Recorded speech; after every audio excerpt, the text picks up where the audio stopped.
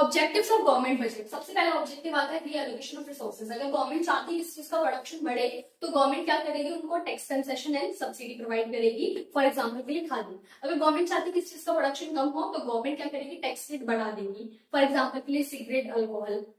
But अगर कोई चीज इकोनॉमी के लिए बेनिफिशियल और कोई भी प्राइवेट फर्म रेडी नहीं होती उसको प्रोड्यूस करने के लिए तो गवर्नमेंट खुद से डायरेक्टली प्रोड्यूस करती है गुड्स एंड सर्विसेज को। सेकंड आता है reducing inequalities of income and wealth. जो रिच एंड पुअर के बीच में उसकी इनइक्वालिटी को रिड्यूस कराया जाएगा।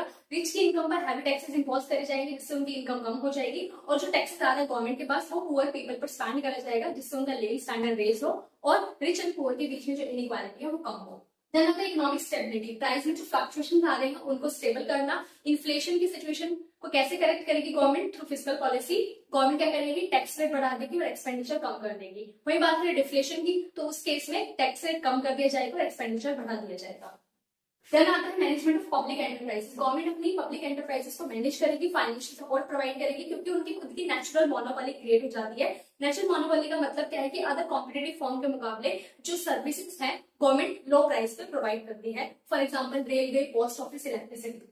इकोनॉमिक ग्रोथ की बात करें तो इकोनॉमी की ग्रोथ कैसे होगी, जब इन्वेस्टमेंट सबसे ज्यादा होगी। तो इन्वेस्टमेंट कैसे होगी, जब हम सेविंग को ज्यादा करेंगे और वो सेविंग हमारे बैंक में चैनलाइज होगी, देन उसको इन्वेस्टमेंट के लिए प्रोवाइड कराया जाएगा इन्वेस्टर को, जिससे क्या होगा, इन्वेस्टमेंट होगी इकोनॉमी के अंदर, जीडीपी बढ़ेगी, प्रोडक्शन बढ़ेगा।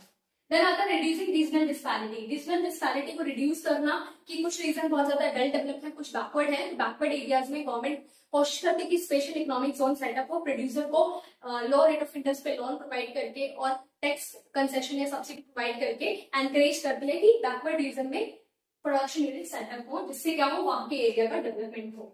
Employment generation. गवर्नमेंट फोकस करती है कि employment generation schemes and policy अपनाए जाए जिससे ज्यादा से ज्यादा जो लोग हैं, मैन पावर है, ह्यूमन रिसोर्सेज, उनका यूटिलाइज करके इकोनॉमिक ग्रोथ में हेल्प मिले।